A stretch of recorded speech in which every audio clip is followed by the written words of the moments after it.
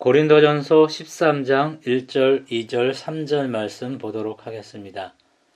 내가 사람의 방언과 천사의 말을 할지라도 사랑이 없으면 소리나는 구리와 울리는 꽹과리가 되고, 내가 예언하는 능력이 있어 모든 비밀과 모든 지식을 알고 또 산을 옮길 만한 모든 믿음이 있을지라도 사랑이 없으면 내가 아무것도 아니요 내가 내게 있는 모든 것으로 구제하고 또 내 몸을 불사르게 내줄지라도 사랑이 없으면 내게 아무 유익이 없느니라.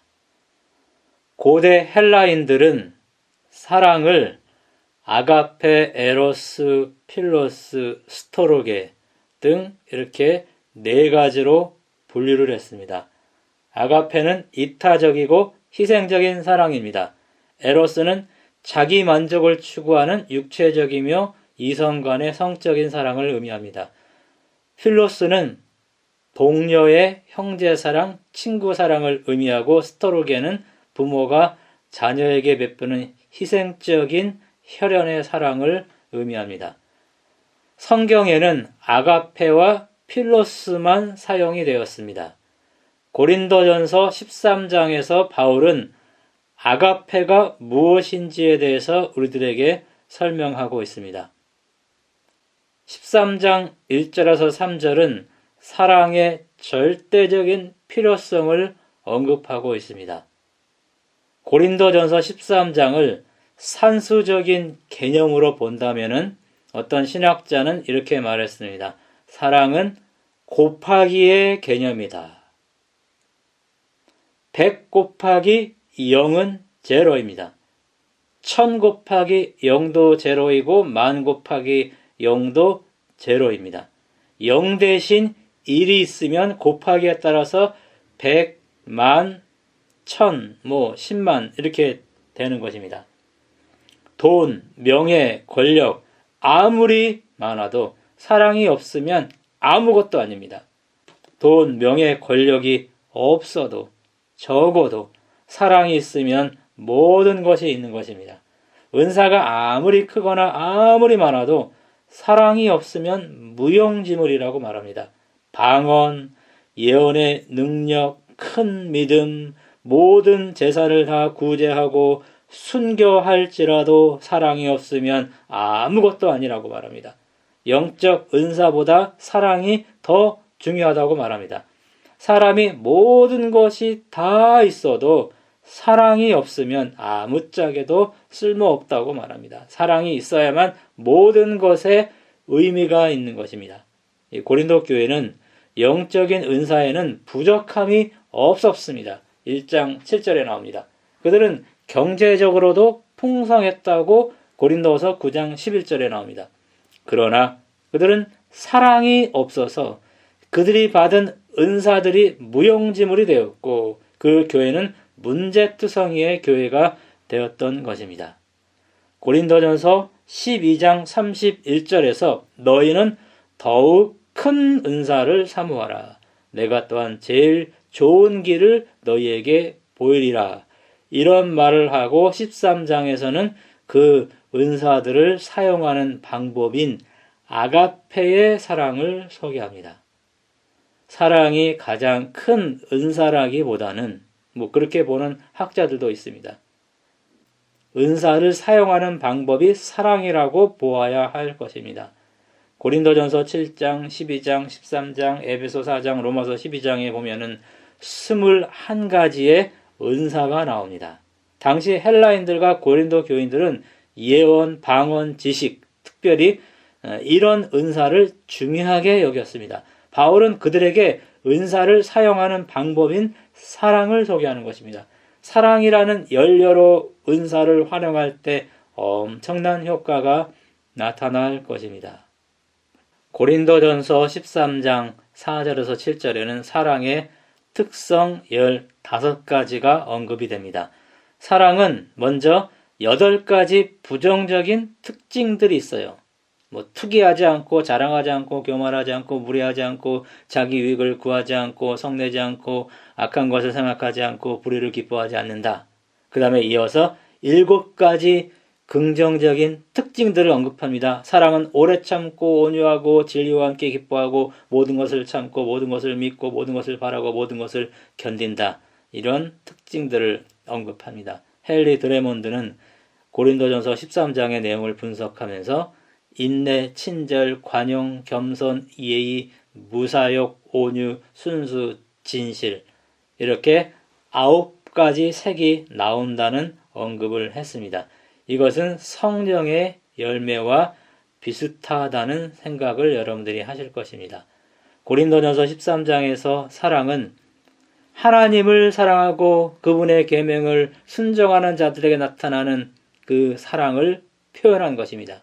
고린도전서 13장의 사랑의 특성들은 그리스도인이라는 나무에 열리는 사랑의 열매들입니다. 고린도전서 13장에서 사랑이라는 단어 대신에 예수님을 넣어도 되는 것입니다. 왜냐하면 요한일서 4장 8절에 하나님은 사랑이라고 언급했기 때문입니다. 고린도전서 13장은 예수님의 특성을 설명한 장이라고 볼 수도 있습니다. 참된 그리스도인, 예수님을 닮은 사람들에게서 이런 사랑의 열매들이 보일 것입니다. 고린도전서 13장 8절에서 13절에는 사랑의 영원성에 대해서 언급합니다. 사람의 두뇌는 사랑하도록 프로그램화 되었다고 합니다. 우리의 두뇌가 어떤 대상을 이 마음에 두고 계속 집착하면 그의 의식 속에서 그 대상이 사랑의 형태로 자리를 잡는다고 합니다. 두뇌가 사랑할 수 있는 것은 아주 다양하고 광범위합니다. 율법은 사람의 사랑의 대상 넘버1을 하나님이라고 규정합니다. 넘버2는 이웃이라고 지정합니다. 율법에 자기를 사랑하라라는 말이 전혀 없습니다. 나는 하나님이 사랑해 준다라는 것입니다. 돈, 건강, 일, 친구, 취미, 성공, 명예 등등 이런 것들은 하나님 다음에 이웃 다음에 넘버3가 되어야만 하는 것입니다. 사랑은 언제까지든지 떨어지지 아니한다고 8절에 말하죠. 한글 킹제임스 역에는 사랑은 결코 시들지 아니하나 이렇게 번역했습니다. 11절, 12절에 보면 사랑은 또한 계속 발전을 합니다. 믿음, 소망, 사랑 이 세 가지는 항상 있을 것인데 그 중에 제일은 사랑이라고 13절에 말합니다. 어떤 면에서 믿음과 소망은 이 세상에만 필요한 것 같습니다. 천국에 가서도 영원히 계속되는 것은 사랑이기 때문에 사랑이 가장 중요하고 가장 위대한 것입니다. 내가 가장 중요하게 여기는 것보다도 사랑이 더 중요하고 더 위대한 것입니다. 행복의 비결이 무엇일까요? 러시아의 문학가 톨스토이가 산책하면서 자기 하인들이 작고 허름한 집에서 빵 조각을 놓고 가족들이 손잡고 기도하면서 행복해하는 모습을 보았습니다. 톨스토이는 이해할 수가 없었습니다. 그들은 가진 것이 없었습니다. 먹을 것도 변변치 않았습니다. 명예도 없었어요. 흑인들이었습니다. 그런데 어떻게 행복한 웃음소리가 나오며 그들이 감사할 수 있는가? 톨스토이는 깨달았습니다. 행복은 물질, 명예, 소유 이게 아니구나. 톨스토이는 가난하고 아프고 힘들고 고통 속에서도 사랑하면 행복할 수 있다라는 것을 깨닫게 됩니다. 결혼하는 사람들은 배우자가 아름답고 잘생기고 매너 있고 말을 잘하고 돈이 있고 그래서 좋아서 라이크해서 결혼했을 수 있습니다. 그러나 사랑, 러브, 사랑해야만 진정한 행복이 오는 것입니다. 좋아하는 것은 곧 실증이 오기 때문입니다. 사랑만 영원하기 때문입니다.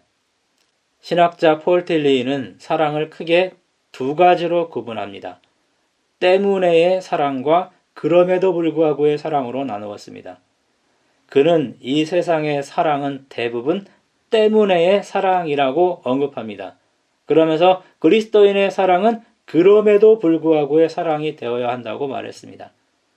저는 때문에의 사랑은 like, 그냥 좋아하는 것이고, 그럼에도 불구하고의 사랑은 love, 사랑하는 것이라고 생각합니다. 이타적인 사랑이 많을수록 우리는 더 행복하도록 프로그램화 되어 있는 것 같습니다. 이타적인 사랑은 그럼에도 불구하고의 사랑입니다. 그러나 그 프로그램이 죄로 말미암아 깨져서 이기적인 사랑 때문에 사랑으로 인간의 본성은 향하는 것입니다.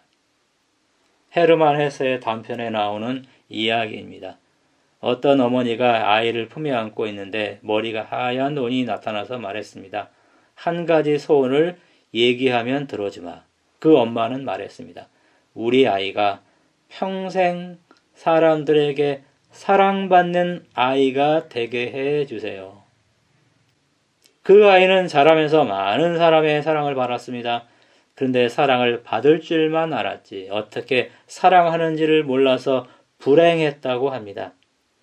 그 아이가 노인이 된 어느 날 그 머리가 하얀 노인이 다시 나타나서 말했습니다. 한 가지 소원을 얘기하면 들어주마. 그러자 그 노인이 말했습니다. 저는 이제라도 남을 사랑할 줄 아는 사람이 되었으면 좋겠습니다. 그런 사람이 되게 해 주십시오. 행복은 바로 사랑하는 데에 있습니다. 내가 사랑함으로써 그 사람이 행복해하는 모습을 보는 것이 진정한 행복입니다. 이타적인 사랑에 비례해서 행복이 증가하기 때문입니다. 감자탕 교회 조현삼 목사가 쓴 파이프 행복론이라는 책이 있습니다. 그 책의 내용은 이렇습니다. 내가 사랑을 흘려보내는 파이프가 될 때 진정한 행복을 맛볼 수 있다는 것입니다. 행복은 창고 속에 있는 것이 아니라 파이프 속에 있다는 것입니다. 나는 하나님이 주는 행복을 다른 사람들에게 전해주는 파이프이다라고 말합니다. 예수님이 하나님과 세상을 연결하는 파이프였습니다. 교회와 그리스도인이 파이프가 되어야만 하는 것입니다. 파이프의 사명은 흘려보내는 일입니다. 그 목사님의 교회는 교인 숫자가 1,500명이 되었을 때에도 자기 건물이 없었어요. 세를 들어서 예배를 드렸습니다. 왜냐하면 교회 재정을 100만 원만 남기고 전액 집행했습니다. 목적 헌금과 찬조금을 하지 않았어요. 11조로만 구제하고 선교했던 것입니다. 사람은 사랑을 흘려보내는 파이프가 될 때 행복할 수 있습니다. 고린도전서 13장의 사랑을 하나님과 이웃에게 흘려보내야만 합니다. 그래야 우리는 행복을 경험할 수 있는 것입니다. 그러려면 자아가 죽어야만 합니다. 자기애는 죄된 본성을 가진 인간에게 자연스러운 것입니다. 자기애 때문에 불행이 오는 것입니다. 자기애를 제거하고 이타적인 사랑을 해야만 행복이 옵니다. 자기 사랑을 고집하면 결국 자멸하게 되는 것입니다. 인터넷에 나오는 내용입니다. 배추는 7번 죽어야 맛깔스러운 김치가 된다는 것입니다. 배추는 땅에 뽑히며 처음 죽었습니다. 두꺼운 칼로 쪼개지고 갈라지며 2번째 죽습니다. 짠 소금물에 절여지며 3번째 죽습니다. 매운 고춧가루와 새우젓 같은 지독한 양념에 버무려지면서 4번째 죽은 다음에 어두운 단지 속에 묻히며 5번째 죽습니다. 오랜만에 바깥 세상으로 나오는가 싶더니 또다시 칼로 조각조각 썰려서 6번째 죽습니다. 그리고 사람의 입속에서 자근자근 씹히며 그 생의 마지막 죽음을 맞는다고 합니다. 이처럼 배추는 자기를 낮추고 또 낮추기에 입맛을 사로잡는 김치가 된다는 것입니다. 로마서 문맥에서 보면은 자아가 죽을 때에 성령으로 말미암아 하나님의 사랑이 우리 마음에 부어집니다. 로마서 5장 5절. 자아가 죽어서 성령이 충만할 때 하나님의 나라를 경험합니다. 로마서 14장 17절에 의와 평강과 희락을 경험합니다. 데살로니가전서 5장 19절에 보면은 성령이 소멸할 수 있다라는 표현이 나옵니다. 그렇다면 사랑도 소멸할 수 있는 것입니다. 자아가 살아나면 이타적인 사랑이 방전되고 이기적 사랑이 충전이 되는 것입니다. 자아가 죽어야만 이기적 사랑이 방전되고 이타적인 사랑이 충전되는 것입니다. 실제로 아담은 타락 전에 하와를 보고 창세기 2장 23절에 보면은 이는 내 뼈 중에 뼈요 살 중에 살이라 이렇게 말했습니다. 하와를 너무 사랑해서 같이 죽기 위해 선악과를 먹었다고 디모데전서 2장 14절에 말합니다. 그러나 타락 후에는 아담의 이타적 사랑이 방전되었습니다. 그래서 이렇게 말합니다. 하나님이 주셔서 나와 함께 있게 한 여자 그가 그 나무의 열매를 내게 주므로 먹었나이다. 창세기 3장 12절. 이렇게 부인 탓을 하게 되었던 것입니다. 사랑의 힘이 대단하다는 것이 쥐 실험을 통해서 증명이 되었습니다. 쥐는 평균 수명이 600일 정도라고 합니다. 그 쥐들을 사랑하는 마음으로 사람이 하루에 한두 번씩 품어주고 쓰다듬어 주자 수명이 900일 이상 증가했다고 합니다.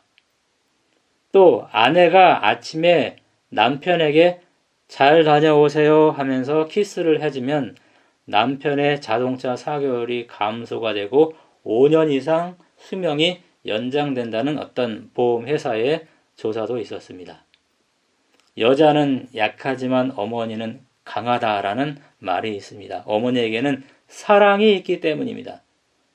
동물원 사자 우리 안에 머리를 넣고 머리가 빠지지 않는 상황에서 사자는 다가오고 그때 그 아이의 엄마가 그것을 보고 철장을 구부려서 아이 머리를 빼낸 실제 사건이 있었습니다. 버스와 아이가 충돌하려는 바로 그 순간 어머니가 점점 정지하던 버스를 손으로 밀어버립니다. 손자국이 철판에 나오면서 버스가 정지했습니다. 4살짜리 소녀가 지진으로 넘어지는 버스에 다리가 깔리고 그 소녀의 어머니는 순간적으로 버스를 들어 올려서 아이를 빼낸 일이 있었습니다.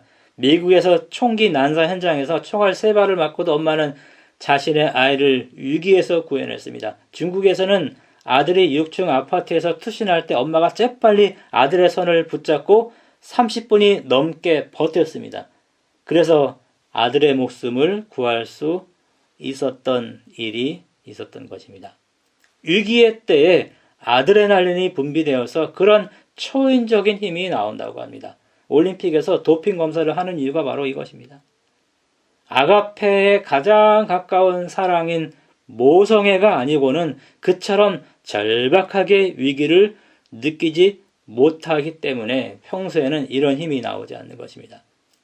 사랑은 아인슈타인의 특수 상대성 이론 E는 이꼴 MC의 제곱의 공식보다 더 유력이 있는 것입니다. 사랑은 모든 것을 넉넉히 이기고도 남습니다. 로마서 8장 35절에서 39절에 보면 사랑은 환난, 곤고, 박해, 기근, 적신, 위험, 칼, 사망, 생명, 천사들, 권세자들, 현재일, 장래일, 능력, 높음, 기쁨, 다른 어떤 피조물도 넉넉히 극복하고 이기고도 남는다고 선언합니다. 이런 사랑, 이런 아가페의 사랑이 없으면 모든 것들이 아무 가치가 없는 것입니다. 고린도전서 13장에 나타난 사랑을 우리는 구해야만 합니다. 그 사랑을 받아야만 합니다. 그 사랑으로 살아야 합니다. 하나님은 이런 삶에 가장 큰 가치를 부여합니다. 고린도전서 13장의 사랑을 흘려보내는 파이프가 되십시오. 그래서 행복한 삶을 살아가는 우리 모든 성도 되기 바라면서 말씀 마치겠습니다.